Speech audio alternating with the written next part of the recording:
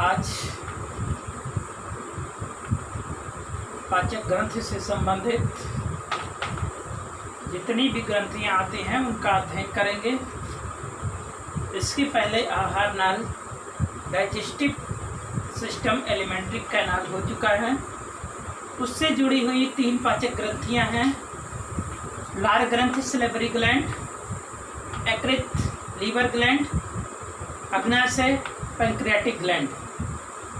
इसमें से salivary gland के बारे में आज अध्ययन करेंगे।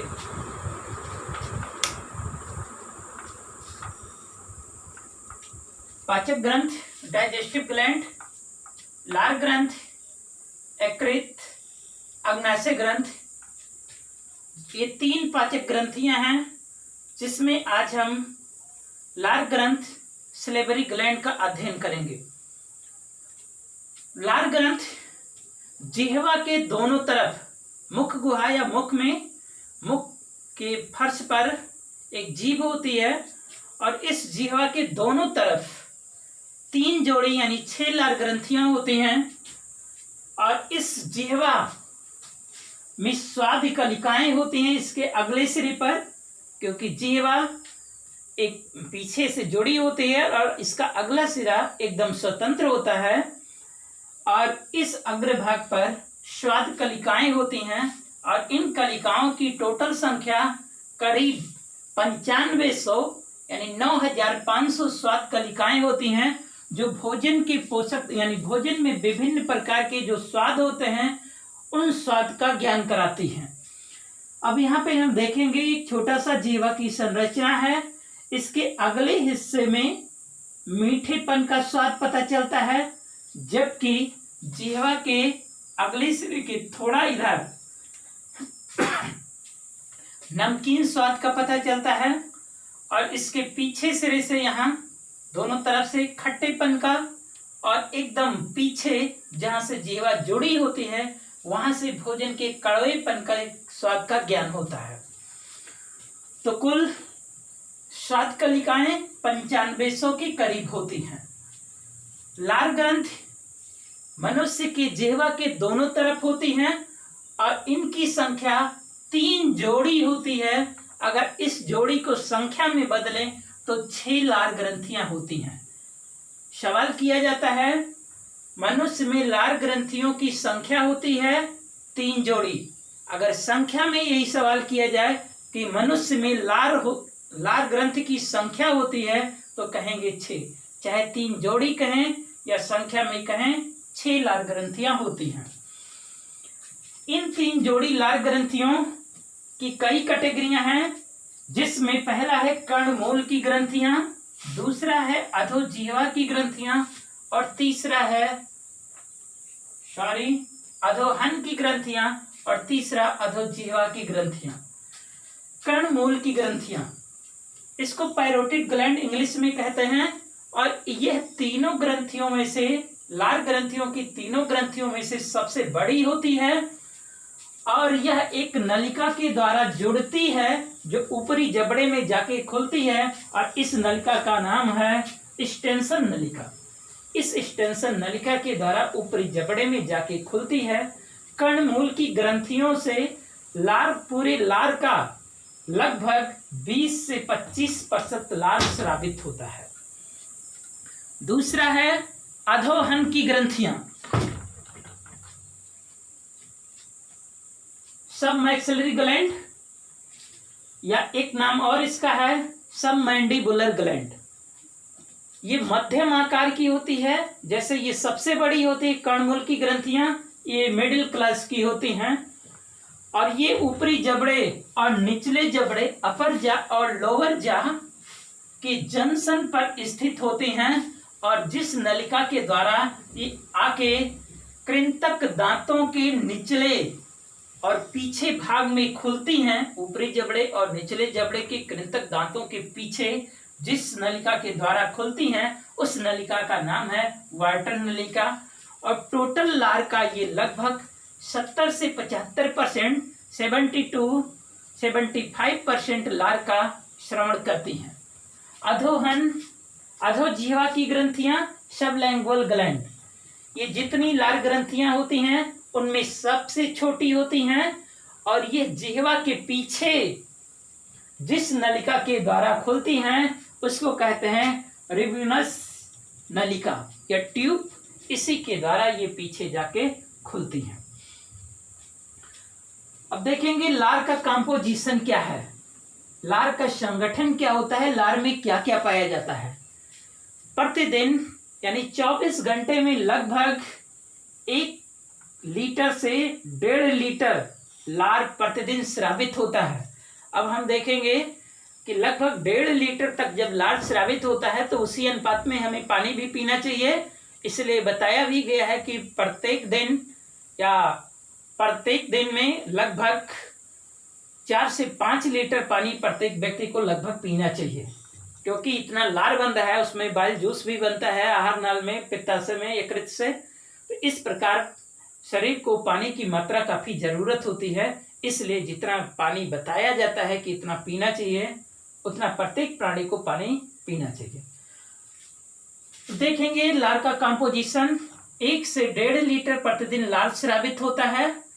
लार का पीएच कितना होता है, 6.5 से 6.8 लार का पीएच होता है। अब पीएच के बारे में बताया गया है कि अगर 7 से ऊपर है तो कहेंगे उसका पीएच यानी वो अम्लीय क्षारीय होगा, और 7 के नीचे है तो कहेंगे अम्लीय होगा, और अगर 7 है तो कहेंगे उदासीन है। तो यहाँ पे देखेंगे कि लार का यानी सलेवा का जो पीएच होता है वो 6.5 to 6.8 यानी 6.5 से लेकर 6.8 होता है, इसलिए यह तन अम्लीय होगा। अर्थात लार का पीएच मान क्या होता है, जो अंतिम पॉइंट है 6.5 से 6.8 के बीच होता है, और ये कैसा होता है, लार अम्लीय स्वभाव का होता है। लार में जल का जो प्रतिशत होता है 99.5%, कहीं कहीं बुक में दिया है 99%, 99% जल होता है लार में, बाकी शेष 1% अदर कंपोजिशन होते हैं। लेकिन यहाँ पे जो हम बता रहे हैं 99.5%, 99.5% लार में जल होता है, और इसके अलावा अदर कंपोजिशन होता है। पहला है इसमें ये 0.5% में बाकी जो बचा टाइलिन एंजाइम होता है। इसका एक नाम और है सलेवरी एमाइलेज एंजाइम इसको कहते हैं। एक नाम इसका और है stomach digestive enzyme, starch digestive enzyme होता है, अर्थात ये स्टार्च का पाचन करने वाला होता है। तो यही टाइलिन एंजाइम मंड को माल्टोज शर्करा में तोड़ता है, और इसीलिए कहते हैं सूखी रोटी चबाने पर वो हमें मीठी क्यों लगती है, क्योंकि माल्टोज एक शर्करा है। जब इसको हम मंड को चबाते हैं टाइलिन एंजाइम उसमें पूरी तरीके से मिलता है, तो वही माल्टोज शर्करा में परिवर्तित होकर एक मिठास का अनुभव देता है। दूसरा है लाइसोजाइम एंजाइम, यह एंटीबैक्टीरियल होता है। लाइसो एंजाइम पसीने में और आंसू में भी पाया जाता है।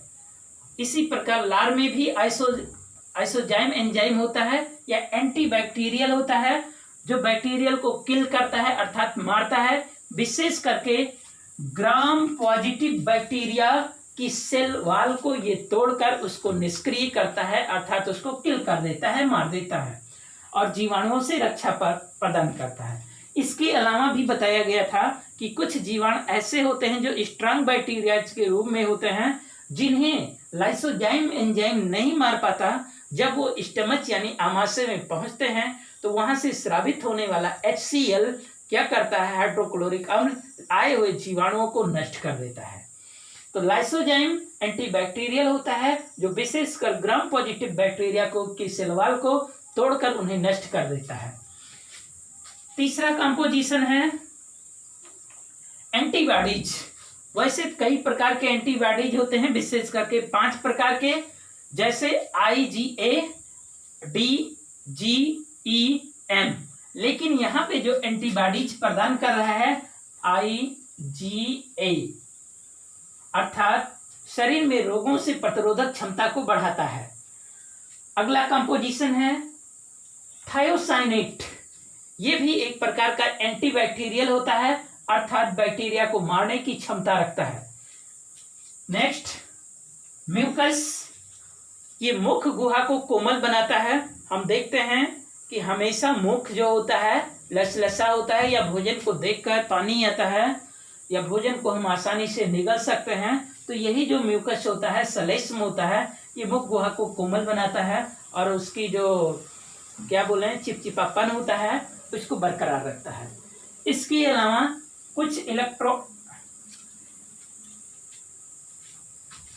इलेक्ट्रोलाइट्स होते हैं। फॉर एग्जाम्पल के लिए sodium ion, potassium ion, chlorine ion, calcium ion, magnesium ion, ये इलेक्ट्रोलाइट्स होते हैं। एक और मोस्ट इम्पोर्टेंट है जो कई बार पूछा गया पेपर्स में, बाइकार्बोनेट। लार के कंपोजिशन में आता है बाइकार्बोनेट और फास्फेट। इसका मुख्य कार्य भोजन की अम्लीयता और उदासीनता को बनाए रखता है, अर्थात अम्ल और क्षार के संतुलन को बनाए रखता है। कौन? बाइकार्बोनेट। मुख गुहा में, मुख में बाइकार्बोनेट अम्ल और क्षार का संतुलन बनाता है। अम्ल और क्षार का संतुलन बक्कल कैविटी में कौन बनाता है? तो कहेंगे बाइकार्बोनेट बनाता है। अब देखेंगे लार का कार्य क्या है। सेलेवर का क्या कार्य है? ये भोजन के पाचन में सहायता करता है। जो टाइलिन एंजाइम होता है मंड को मल्टोज शर्करा में कन्वर्ट कर देता है। इसलिए कई बार ये सवाल किया गया है कि भोजन का पाचन कहाँ से प्रारंभ होता है? तो मुख गुहा या बक्कल कैविटी से प्रारंभ होता है। और मुख गुहा में किसका पाचन शुरू होता है? तो मंड का पाचन होता है या स्टार्च का पाचन होता है। तो कार्य में क्या हुआ? भोजन का पाचन करता है, भोजन के निगलने में सहायता करता है, क्योंकि ये म्यूकस और प्लस लार जब मिलता है तो भोजन पूरी तरीके से सन जाता है। जब उसको चबाते हैं तो भोजन को निगलने में आसानी होती है। एंटीबैक्टीरियल होता है, क्योंकि यहाँ पे थायोसाइनेट एंटीबैक्टीरियल है और लाइसोजाइम एंजाइम जो होता है ये एंटीबैक्टीरियल है, अर्थात भोजन के साथ आए हुए जीवाणुओं को ये क्या करते हैं? पूर्ण रूप से नष्ट कर देते हैं। कौन? लार। आगे है कि मुख के पीएच मान को क्या करता है? कंट्रोल करता है, अर्थात यहाँ जो बाइकार्बोनेट होता है ये अम्ल और क्षार के संतुलन का कार्य करता है। अगर ये अम्ल और क्षार संतुलन ना हो तो रात के समय जब हम सोते हैं तो ये तो कुछ ना कुछ तो स्रावित हमेशा होता रहता है। उस कंडीशन में उसकी अम्लीयता बढ़ जाती है इस पीएच मान के कारण। तो ऐसे में जब बढ़ जाएगी और संतुलन नहीं होगा तो हमारे दांत के जो इनेमल पार्ट होते हैं, सबसे मजबूत चमकीले होते हैं, उनका धीरे धीरे क्षरण होने लगेगा और एक समय आएगा कि दांत धीरे धीरे उखड़न होकर टूटने लगेंगे या नष्ट होने लगेंगे। तो इसलिए अम्ल क्षार संतुलन जरूरी है। तो यहाँ पे क्या होता है? पीएच मान का जो होता है ये संतुलन होता है। कुछ और भी जोड़े सवाल होते हैं यहाँ पे। लार ग्रंथियों की जैसे बात किया कि मनुष्य में कितनी जोड़ी लार ग्रंथियां होती हैं? 3, अर्थात 6 लार ग्रंथियां होती हैं।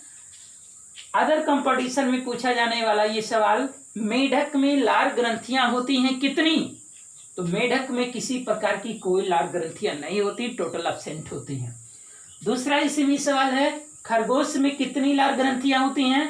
तो कहेंगे 4 जोड़ी। मनुष्य में कितनी थी? 3 जोड़ी। तो खरगोश में कितनी होती हैं? 4 जोड़ी। इसी प्रकार बिल्ली में बोलेंगे तो 5 जोड़ी लार ग्रंथियां होती हैं। मनुष्य में कितनी होती हैं?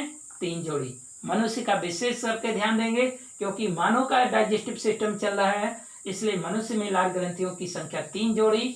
मेढक में किसी प्रकार की कोई लार ग्रंथि नहीं होता। खरगोश में 4 जोड़ी लार ग्रंथि होती है। बिल्ली में 5 जोड़ी लार ग्रंथि होती है। एक सवाल यहाँ से और बनता है पैरोटिड ग्लैंड से, कर्णमूल की ग्रंथियां से। कर्णमूल की ग्रंथियां यहाँ कान के पास नीचे स्थित होती हैं, दोनों तरफ एक एक करके। और जब इस पे वायरस का अटैक होता है तो एक गलसुआ नामक बीमारी होती है, जिससे ये दोनों तरफ यहाँ पे सूजन आ जाती है और हल्का बुखार होता है। और ये जिस वायरस के कारण होता है उसका नाम है पैरामिक्सो वायरस, अर्थात पैरामिक्सो वायरस के अटैक के कारण पैरोटिड ग्लैंड में गलसुआ नामक रोग होता है, अर्थात दोनों तरफ ही क्या होते हैं? फूल जाते हैं और काफी पेन महसूस होता है, दर्द होता है। एक सवाल इससे जुड़ा हुआ और बनता है कि मुख गुहा में भोजन के स्वरूप को क्या कहते हैं। अर्थात जब भोजन को चबाते हैं उसमें लार मिलता है, उस स्थिति में भोजन को क्या कहते हैं, तो कहते हैं बोलस। बोलस अर्थात बोलस बोलते हैं मुख गुहा में। तो इस प्रकार डाइजेस्टिव ग्लैंड में सलेवरी ग्लैंड समाप्त हुआ, अर्थात लार ग्रंथ। इसका आप लोग एक नोट बनाएंगे और विभिन्न प्रकार के कंपटीशन में, आपके एग्जाम में, पेपर्स में, यूपी बोर्ड में और भी अदर कंपटीशंस में इससे जुड़े हुए तमाम सवाल किए जाते हैं। एक बार उन सवालों को हिंट के रूप में कर देते हैं, रिकॉल के रूप में, जो बार बार पूछे जाते हैं। पहला तो ये हो जाता है कि कितनी लार ग्रंथियां होती हैं। 3 जोड़ी लार ग्रंथियां अर्थात 6 होती हैं। कर्णमूल की ग्रंथियां किस नलिका के द्वारा जुड़ी होती हैं, स्टेंसन नलिका के द्वारा जुड़ी होती हैं। अधोहन की ग्रंथियां किसके द्वारा जुड़ी होती हैं, वाटरसन नलिका के द्वारा जुड़ी होती हैं। और यहाँ पे सबलैंगुर नल किसके द्वारा जुड़ी होती हैं, तो कहेंगे रिवेनस नलिका के द्वारा जुड़ी होती हैं। लार का पीएच बहुत कंपटीशन में पूछा जाता है, तो 6.8 टू 6.5 से 6.8 के बीच में कोई गिनती हो सकती है, लेकिन विशेष करके यही पूछा गया है विकल्प में, यानी मनुष्य के लार का पीएच कितना होता है, तो 6.8। आगे देखेंगे टाइलिन एंजाइम, ये मुख्य पाचक एंजाइम यहाँ पे है। किसका पाचन करता है, मंड का पाचन करता है। और इसके अलावा अम्ल क्षार का संतुलन कौन करता है, बाइकार्बोनेट करता है।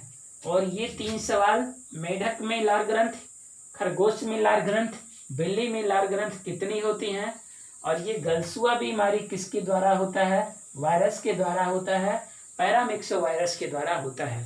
आज की डेट में इतना ही। सभी लोग अपना नोट तैयार करना और इसके बारे में डिटेल अध्ययन करना। अगला वीडियो लीवर का लेके आएंगे और उसके बाद पैंक्रियाटिक ग्लैंड अग्नाशय ग्रंथ का लाएंगे। तब तक के लिए थैंक यू।